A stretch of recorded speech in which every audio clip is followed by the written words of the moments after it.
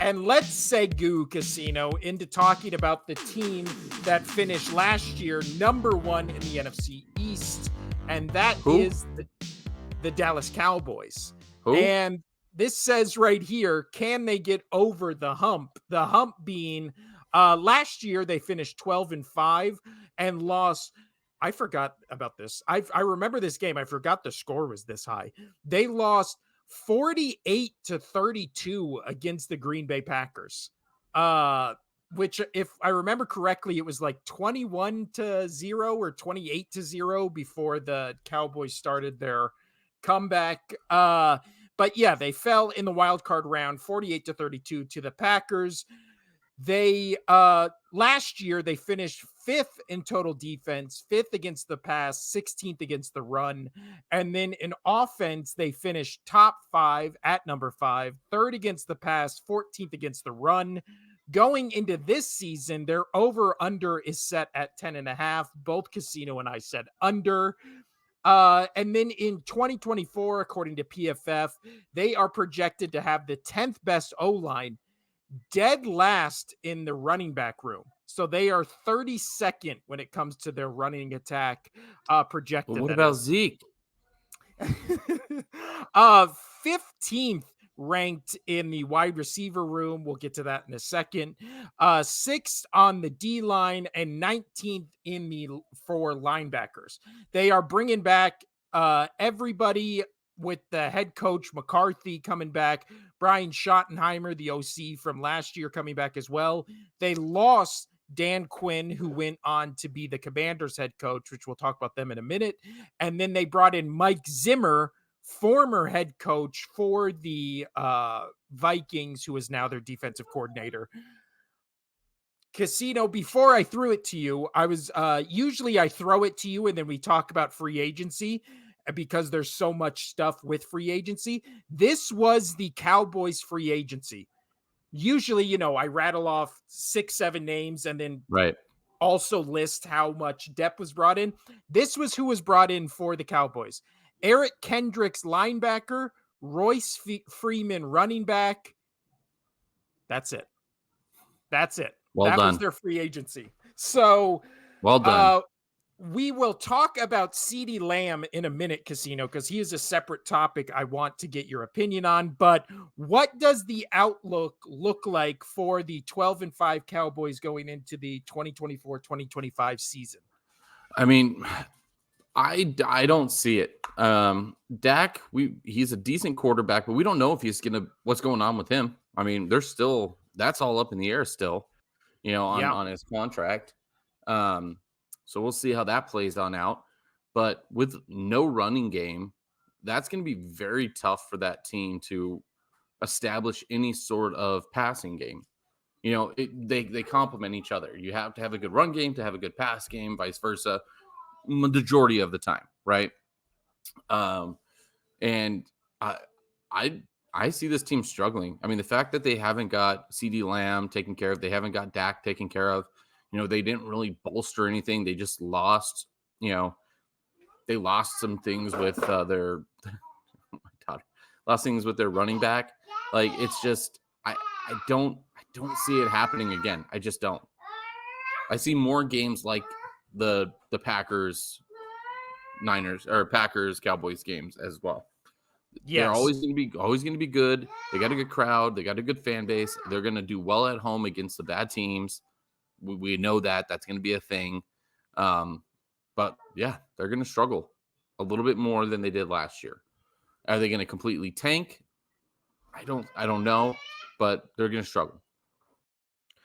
Yeah. And then also breaking news within the last 24 hours, they have signed Linval Joseph, former D tackle for the Bills. So this is the thing with the Cowboys when it comes to this team. So their defense, I don't think it will be that much of a drop off from Dan Quinn when it comes to Mike Zimmer, because I think they are two very similar, like old school, kind of cut from the same cloth defensive coordinators. So I don't think there will be a drop off for this defense. Do I think Dan Quinn was better? Possibly, but again, it's apples and oranges, right? They're not it's not going to be a drop off for this defense. And you look at the projected defense, they have, I mean, mid-tier linebackers, sixth in the league projected for defensive line. I think their back end with Casino stepped away, but I always forget that cornerback's name who had the amazing season last year. I'll pull him up right now. But yeah, I like their back, Trayvon Diggs. They have Hooker, they have Bland.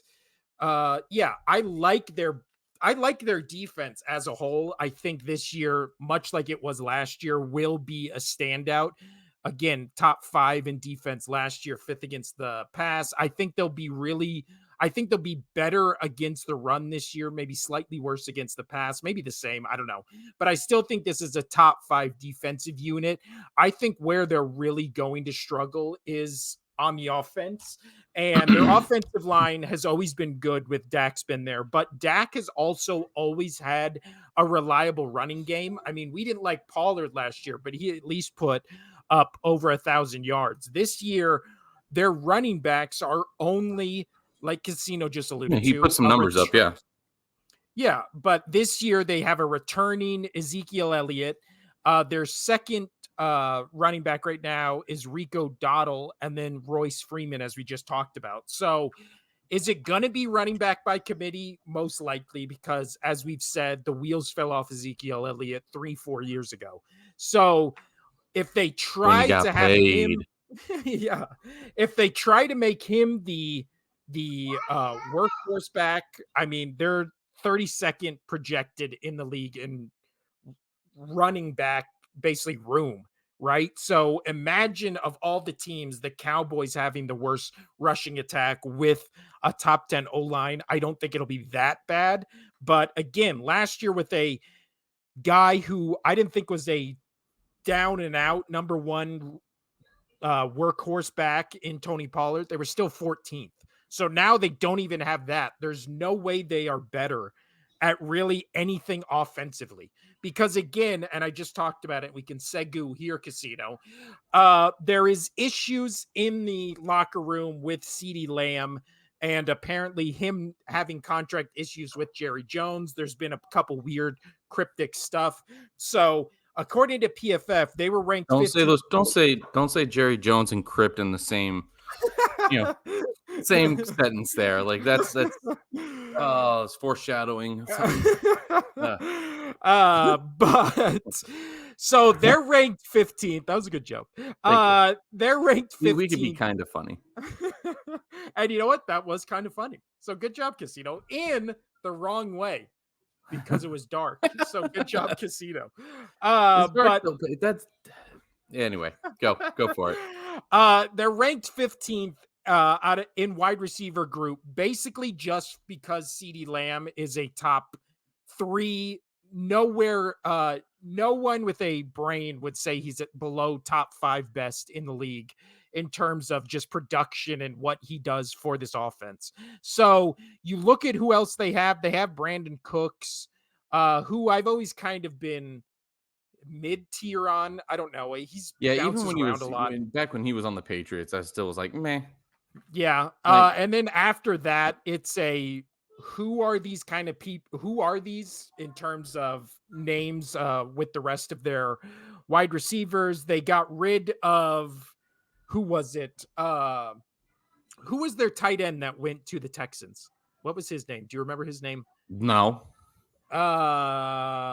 Great job. We'll look it up. In the meantime, my daughter just brought me a horse. For Cowboys. There you go. She put clips in. It's very pretty. So we did that in the meantime while he was looking it up. All right.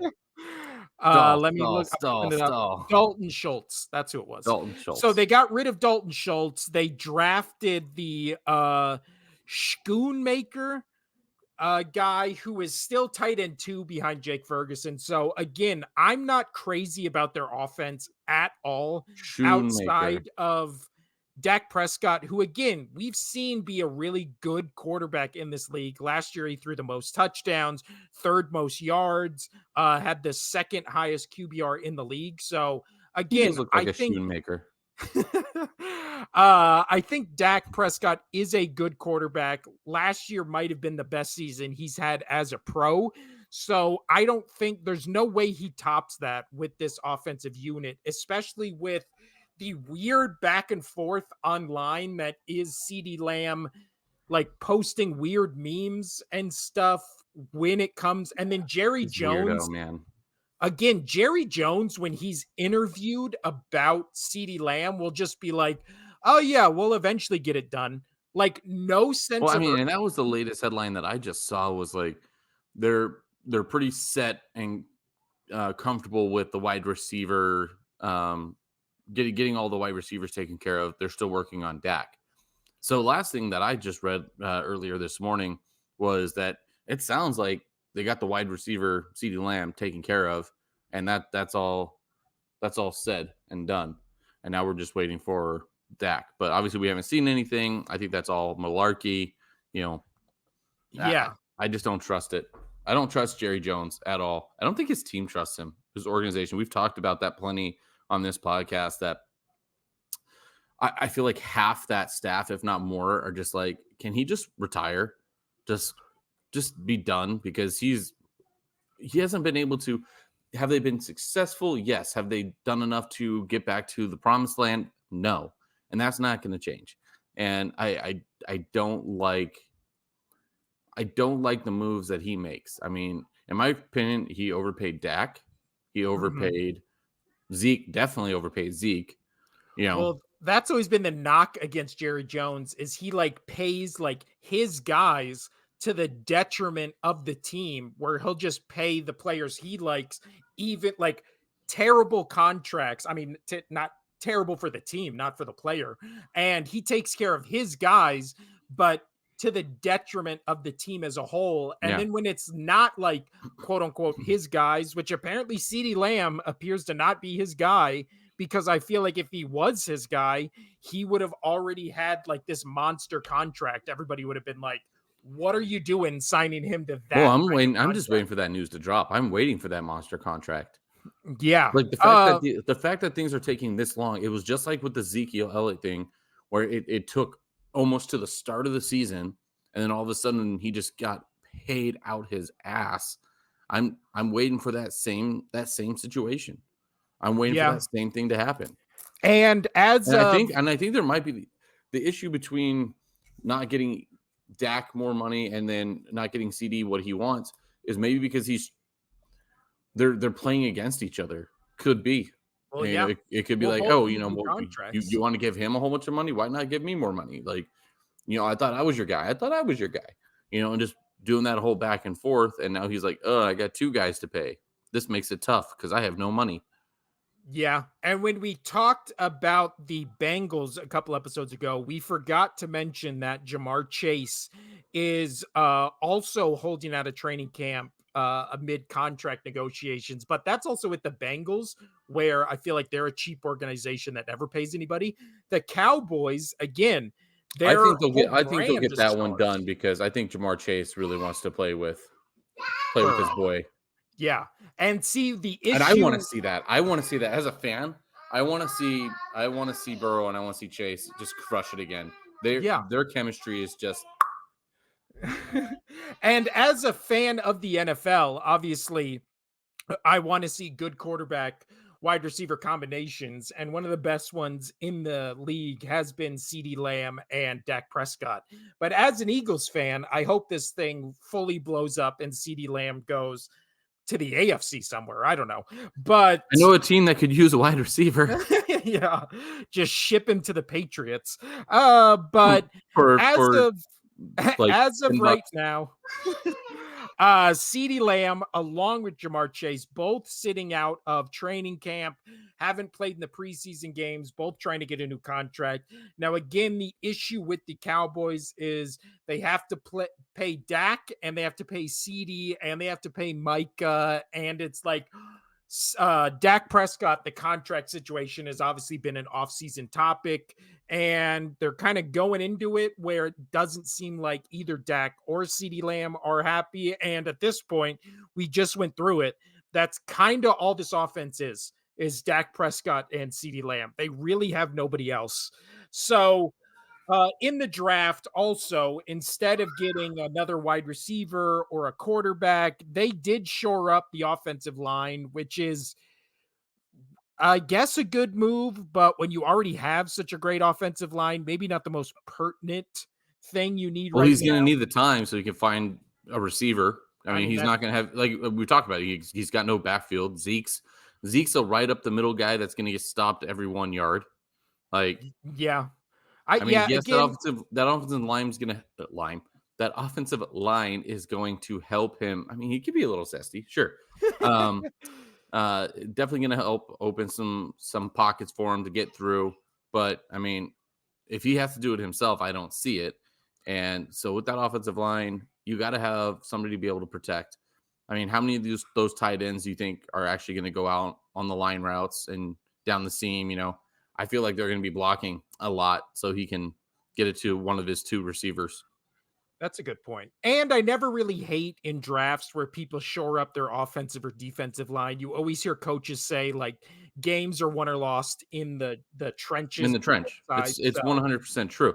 I I'll mean, never just look at shit on your a team for instance. I mean, with that great offensive line, you guys basically had a hack when it came to that tush push. Like yeah.